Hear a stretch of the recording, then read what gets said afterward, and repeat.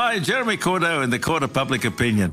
I'm just on air here to let you know that we'll be live streaming the Court of Public Opinion every Friday between 9 o'clock and 12 on jeremycordeaux.com. Please join us. We'd love to have you.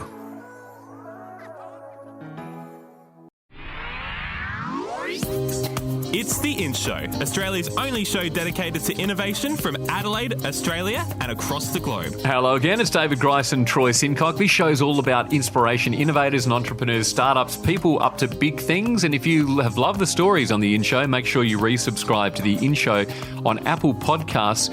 There's a new one with a coloured logo. If you subscribe to the one with the black and white logo, that is going to disappear very shortly. So resubscribe to the one with the coloured logo. Yeah, please do. We don't want you to go anywhere because we love having you listening to us. We do. One of the friends of the show, Scott Boocock, joins us again today. Scott came to fame after being on reality show Shark Tank.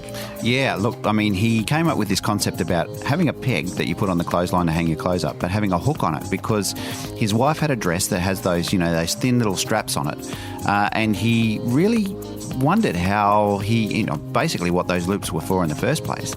But then on top of that is how he could hang that on the clothesline with a peg, a traditional peg. So he came up with this peg with a hook. He pitched it on Shark Tank and got a whole swag of money to do it. Yeah, that's right. And the company HEGS Australia is now global. What's really interesting is that, the way they market their products globally, they have to look at those types of things. They have to look at sort of shipping and how they can get things to where they need to go, given that they're being produced here. And there's all sorts of stuff that he's come up against, which at the time he was pitching the idea, he didn't really have to think too much about. No, but now it's, it's a global brand. It's all of a sudden stuff that he thinks about, even the packaging, even down to the packaging, what's on the picture, on the package that goes out. I mean, having to think all those things through and not even realising that they potentially could be issues for him in different markets around the world. Yeah, Scott from HEGS Australia is a really generous guy. He's got lots to share, and now he's got another innovation to reveal to us. So, Scott, we know all about HEGS and how you've taken over the world there. There's stockists from the US to Europe. Now you've got a new project. Tell us about that. Yeah, the new innovation, we've nicknamed it Poppi. It's a pop-up laundry basket, and it's simply come out of necessity, same as the HEG, to be honest. Hanging out your washing, you imagine getting all your washing out of the washing machine, you put it in the basket, you're lifting it up, you're taking it outside, you're putting it down, and then you're up and down to the line putting your washing out. So that's when I realised, wait a second, there must be a better way to get it from the ground to hip height. So you can just take your washing out and you don't have that bending over. And then I started Googling and I realised one of the largest back injury problems is actually lifting the washing basket because, washing machines are 12 kilo. Some of them are 12 kilos. So it's lifting 12 kilograms, 20, 30, 40 metres out to your washing line. And that's when Poppi was invented. This is absolutely extraordinary that, your previous experience had nothing to do with people's laundries at all. You've discovered pegs and now you're entirely revolutionising that home in the house. Yeah, it is. It's I like to say laundries are the new kitchen.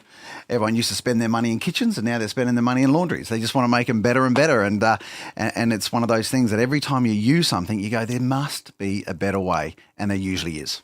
Perhaps just describe to us what Poppi is or what it looks like. Sure. Actually, the innovation came about when I was travelling and your luggage, when you have the little pop-up, you press the button and it extends up. And I went, oh, that's not a bad little idea. And went home and thought, wow, if we could actually use that technology and integrate a laundry basket with a pop-up system, then that would solve it. And that's when I realised if you design it around and make it good looking, for want of a better word, you press the buttons, you lift it up, and it locks in. And there you go, you're at waist height and you can put your washing out. And that's where it all started, from the humble luggage, the humble suitcase. And, what a great thing too, because it means that everyone gets the opportunity to use Poppi. Like, if I'm tall, I'm about 6'4", there are things for me that are super difficult and, and it really does have impact in your day-to-day life. But knowing that there is a product which would be flexible enough for me to use, then my girlfriend can use it in a different way.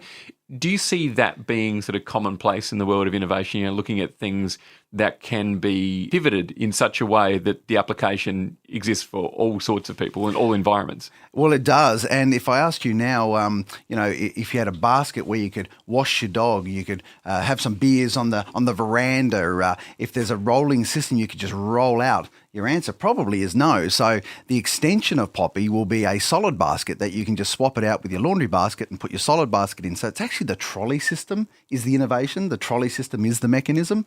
And really one of the most important things for me was for the elderly. You know, a lot of mums, dads, the elder, being able to wheel that, pull your washing out, wheel it outside with ease, lift it down the curb going outside the door, across the grass, across the pavement. It's going to help a lot, and it'll stop tripping and back injuries and the whole lot. What's been happening for HEGS actually in the meantime? Obviously, we spoke to you some months ago now. You've had a massive journey since. So where have you been at? Yeah, this is exciting for HEGS. They originally started as the HEGS PEG, and HEGS has elevated itself to, I guess, a vendor that helps other entrepreneurs and innovators bring their product to market. And Poppi's another, obviously, an invention internally, but we're working with a couple of electricians here in South Australia that invented another product that will hit the shelves in the next 3 or 4 months. We're working with older ladies and younger men and a whole range that have an idea and just don't know how to bring that product to market. So I guess the HEGS brand has become a little bit of a vision for people going, wow, if he can bring a peg with a hook to market, we must be able to bring our products to market. And usually they can, but it's all about how to sell it, how to make it, and how to distribute it. And is your brand just focused on things in and around the home? It is at the moment. For now, we're concentrating on the laundry section. Then we'll move it into the kitchen section and the garden. It's funny, the new invention that's coming out, which is primarily laundry, with a little bit of innovation, and I can't wait to talk about it at some point soon. It actually can be used in sheds and gardens and laundries and pool fencing and a whole range. So, we're always working towards, is it just for laundry or is it actually multi-purpose in some way, shape or form? Do you sleep at night? I do. I sleep very well. It's just like, you inspire me every time we talk, because just hearing how you're thinking all the time about, it's not just about the laundry, but it's about all the other applications. How do you sort of stay in that mindset? Is that something that you have to really consciously work on, or is this just a natural thing that happens for you as you're thinking about your products and services? Yeah, years ago I tried to think why I do what I do, and I realised it wasn't just myself, but everyone is I have a little bit of a cycle, and it's called winning, which is why, idea, network, no man's land, innovate, now the how, and go for it. That's a very quick thing, but the big part of it in the middle is the two ends, network and no man's land. Network is where you actually get all the facts and figures and do your Googling and speak to your friends and speak to anyone you know on bringing that product or that idea to market. And then you move into no man's land, and that's where everyone says, no, that's been done before. No, that's never a good idea. No, that's never going to work. And if you can get through no man's land from one trench to the other, that's when you move into the innovational stage. So I always think to myself, where am I in that cycle? Am I in the network stage, the no man's land stage, or into the innovation stage? As long as I know where I am, I can get through it. Mm. And what connects you to all this, Scott? Like, what is the motivation? Is it the thrill of, coming up with the idea? Is it getting it to market? Is it helping people? I think there's two main focuses. One is physically seeing the product in your hand. That's the exciting part. I never forget when that first HEG arrived after being prototyped and was in your hot little hands. The second one is obviously seeing the product on shelf. To see it, we just rolled out a product and it hit the major supermarkets again last week, and to see the new bag design, the new look, the new feel, the new brand sitting on shelf again, there's something that just is exciting about that. And I have 3 containers now of historical innovation, and they're all involved in HEGS. So we've had bags and HEGS and posters, and so keep it. If you ever do any prototyping or any innovation or sketches or drawings, keep them, because I guarantee you years down the track, you're going to want to look back and think where it all started. So Scott, remind us how you actually came to finance HEGS. Financing is always the difficult part, and everyone thinks you have to have $50,000 to begin with. You don't. Firstly, start with just a prototype. So walk down to your local university and say, hey, I have an idea.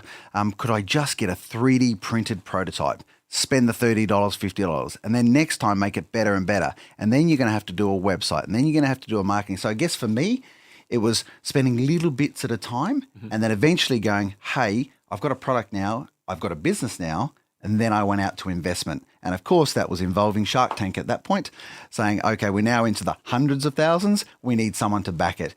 But you can only get those hundreds of thousands, or you can only get financing when they believe in you or they believe in your product. So move through the steps and then eventually you'll get there. Now, not everyone has access to Shark Tank. And in fact, when it comes to this new product, Poppi, you're doing a Kickstarter campaign. That would be something that a lot of, startups and entrepreneurs and innovators, that would be often their first step, right? It would, correct. It's funny. Everyone looks at the HEGS brand and to be honest, everyone thinks we're rolling in cash, which is not true. So when it comes to an object like Poppi, it's going to cost $100,000 for the tool. And a tool can sit somewhere about 1.3 metres high by 1.3 metres wide. Imagine a big solid piece of steel and you've got to cut that in half and then you have to make Poppi in it. So that costs $100,000. So financing now is simply, no, we don't have that cash sitting in the bank. So you've got to go out and think of new ways to, one, market the product, to two, see if people actually want it. Because at the end of the day, if they don't want it, why build it? And then the third one is to finance it. So we're trying something new, we're trying something different, and Kickstarter is a very well-recognised crowdfunding source in America and Australia. Actually, it launched about a year ago. So we're going to try that platform and hope people support Poppi. And that's the value of a platform like that, isn't it? Because it shows you where your customers are and the demand for it. And then at the same time, it's actually allowing you to build the finance to get what you need done. Yeah, exactly. It's quite interesting. When we press launch, we had a little bet. We said, who's the first person to purchase it and where? And the first person to purchase a Poppi was actually in New York. The second person was in Germany. So you got to watch people around the world believing in a product or believing in a campaign. And now obviously it's all about Australia and focusing on our sales in Australia. So just going back to the investment side of things, how have you found working with investors? Has it been something that's restricted you or has it opened you?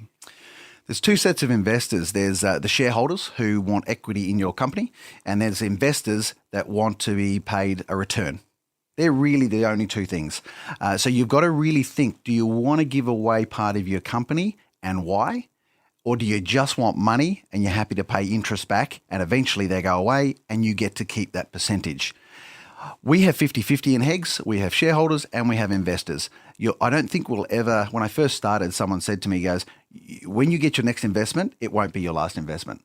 And when we got our next investment, it won't be our last investment. And I've learnt that's actually very true because growth, you need to grow and you need money to grow. So the old analogy, cash is king, is bang on.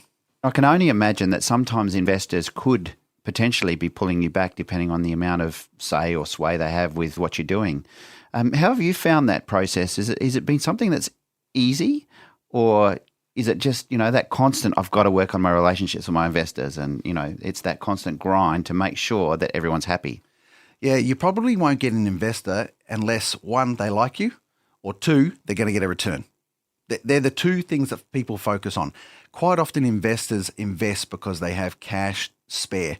So they've either got to be one of those two things. I work on my relationships a lot because they're investors today for a small amount. If you turn it around and become successful, then they'll invest with you again and again. So don't just take their money, run, and then forget about them and go, oh, here's your money back.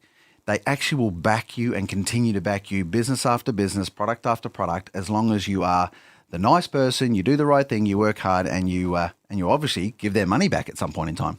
And the same would be said for your customers as well, wouldn't it? It's not just a transaction, people buy some stuff and then that's it. I get the sense that, you approach things in a really similar way. How important is, really telling your story and having people invested in that rather than just the product itself? Yeah, the customers, if you look at a lot of triangles, business models, the customers are actually the end sell. They go, we build the product, we come up with the idea, we do this, and then we sell it to customers. We reverse that completely. When these innovators and entrepreneurs walk in our office, we go, well, let's talk to the customer first. Do they actually want it? Why would they want it? And I call it the visual, the verbal, and the viral. My 3 Vs. Is it visually good? Is it verbally good? And is it virally good? So we concentrate on that first. The building of the product, the development, the all that end stuff is really quite low on the agenda. It's really primarily important to make sure that product or the idea that you have can be sold. So customers are absolutely number one. It's interesting that you say that because often innovators think about their product before they think about the customers. And I feel like often when we're hearing stories about what people are creating, it is just very much about the product rather than the user. And having that focus towards the user is absolutely sensational. I mean, working with music and technology, for example, a lot of people just say, well, here's a problem to solve the problem for a musician. Yeah. In fact, they don't think about how to solve a problem for the customer who's purchasing what the musician is creating. So it's really cool to sort of hear that, you've got that focus and flipping that around. Was that something that you learnt? Or was it something that just sort of automatically was natural to you as an innovator and inventor? No, I think learnt is definitely primary. It is not my background. Manufacturing was never my background, and certainly selling at a mass platform or volume wasn't my background.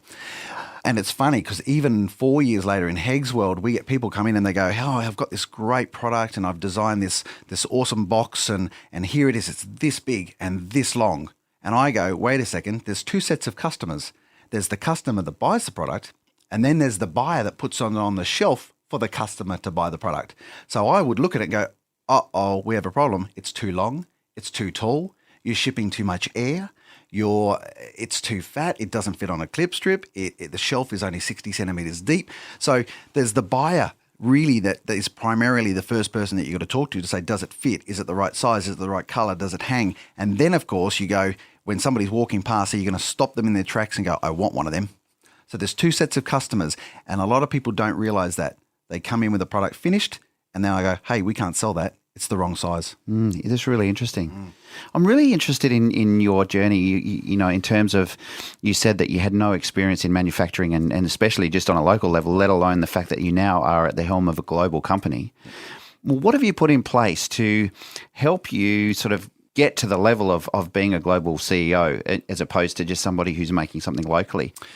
Yeah, it's a really big question, and learning it, exporting is a minefield, both exporting out of Australia or exporting into Australia. And I go overseas. I've just come back from Chicago and meeting a lot of people going, oh, we're thinking of exporting. And I go, wait a second, they're in America exporting to Australia. So you forget that everyone's doing the same thing as we are. So to solve that problem, we've set up HEGS USA. So we have an office in USA now, in Florida. We're setting up HEGS UK. So we've learnt very quickly that buyers or consumers and companies want to purchase from the country of choice. Now, that doesn't mean you don't make it here in Australia or make it in the country of choice. It just means it gives you that direct communication in time frame. Don't forget, we're at 17 hours behind America. So, I can only work so many hours in a day. So we set up teams around the world to be able to do that. I really like how thoughtful you've been about, moving into other countries, because often the conversation is about, perhaps being a Western country and then trying to export your products to a Eastern country. And so there is the language barrier. So although these countries, that you're working in often are, English-speaking customers and buyers and that kind of thing, there are the nuances in the different countries. What sort of things have you had to get around? Like, what expertise didn't you have? Well, a great example is us thinking we know everything, and on our very first bag, we put bras and knickers on the front of the bag and then realised that we couldn't export them into the UAE. You just can't have that. And we went, oh my God, we didn't even think about that. So that is a really visual example of not asking what you're allowed to bring into a country. But now we're actually rolling out in Germany. We've got TV shopping in Korea and France and Belgium, Russia. So we're rolling out in language as well. But we've learned, hey, just bring it back a little, find out what you're allowed to market over there, find out what you're allowed to promote over there. And again, ask lots of questions. It all sounds really simple about this whole exporting to other countries, but I'm sure there's a lot of hurdles that you have to jump through, especially with the import-export duties and different things like that. What have you found to be the most significant hurdle when you're exporting? What I found to be the most significant hurdle in exporting is logistics. Just the physical moving a product from A to B and knowing what the duties are going into those countries. I don't think there's a definite answer on any of it, because I'll give you an example. If we're shipping a container of HEGS to America, where in America? Is it California, which is 20-odd days to get there, or is it Tampa, where you're going to go through the Panama Canal, which is 45 days? So sending a container to California compared to Tampa, same country, could be an extra $2,000. So then you have to divide that $2,000 divided by every bag within the container. So you've really got to do a lot of formulation and division of what it actually costs you per bag, per item. Poppies, for example, will fit about 700 of them in a 40-foot container. HEGS, we fit 48,000 of them in a container, a 40-foot container. So it's a completely different metric. Yeah, so you've always got to think about where you're sending it and how much you're sending it for, and try to build that price in. When you're setting up your offices abroad, what do you need? Like, what's the starting point? Does it just start with one guy who's connected, that knows the plan, or is there a certain level of expertise you need in a small team that you start with? You need an address, you need a phone number, you need a contact. They're the three primary. I don't care whether you just go to a virtual office or a warehouse or whatever it is, you need some sort of point of contact. We did that to begin with, and it's funny, I was there last week going, right, now we're about to launch into HSN and Home Depot and different places. We actually have to have 20 pallets sitting there. So now we've gone from a virtual office to a bigger office, a sit-down office, to now a little warehouse. So we took it in stages too. We didn't just go, right, we're going to send 40-foot container into America. We need a big office. We need a big warehouse. You just have to be, it's based around money, really. What can you afford at the time? So don't think everyone says, oh, I've got 3 offices in America. Well, that's great, but what does that mean? It really doesn't mean anything unless you're actually selling the items on the other end. Is having a global office actually meant that you've had to seek more investment to do that, or is that something you've been able to self-finance through the journey? No, we're in phase 3 of investment. We're actually currently in it right now. We've been through the Shark Tank phase. We went through the second investment phase, and now we're into our third investment phase. Simply because of our growth, we just secured another 1,100 stores in Australia. We're about to secure 4,000 in America. We've just Aldi, UK, Ireland and Scotland, another couple of 100,000 bags, and Germany. So we're into phase 3, and I've resigned to the fact there will be a phase 4. There just always will be, and you never know. Eventually, we may see HEGS sitting there as an on the stock market item. You never know. Let's hope so. That's the goal. So for Poppi's crowdfunding campaign, what do you need people to do? Yeah, we need them to jump on Kickstarter, type in Poppi, nice and easy, Poppi, or you can go to HEGS and type it in there and you'll see it. Press it. If you could just buy one. All we need, it's $105,000. It sounds like a lot, but the item itself is obviously at a higher value. So if you can just buy one, as soon as we hit that threshold, it's going to happen. You are going to be the very first people to get a Poppi before any retailer around the world. And then obviously it'll go to retail later on at some point in time when we can get it to there. But go onto there, buy one Poppi. If you could do that, it'll come to fruition and you'll see another great Aussie innovation come to life worldwide. Scott Boocock from HEGS Australia, thanks for introducing us to Poppi. Congratulations on the idea. Best of luck, and thanks for joining us on the In Show. Appreciate it. Thanks very much. It's David Grice and Troy Sincock on the In Show podcast. We're going to find out what's in from an incredible innovator on the next podcast. Yeah, we're going into the world of entertainment and production services. People that supply the PAs and the lighting rigs and the staging and all those sorts of things.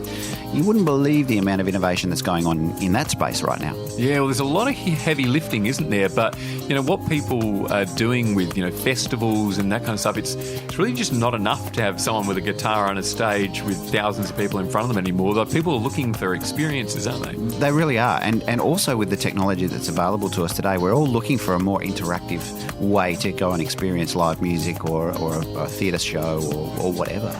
Yeah, so on the next podcast, we've got Lejko Novakovic from Novatech. Remember, we had him on the show last year, and he's talking all about the development of new technologies and how they're impacting his business. Great. That's on the next In Show podcast.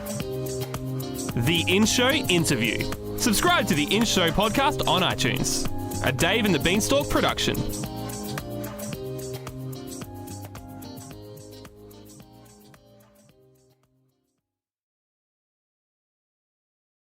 Hi, Jeremy Cordeaux in the Court of Public Opinion. I'm just on air here to let you know that we'll be live streaming the Court of Public Opinion every Friday between 9 o'clock and 12 on jeremycordeaux.com. Please join us. We'd love to have you.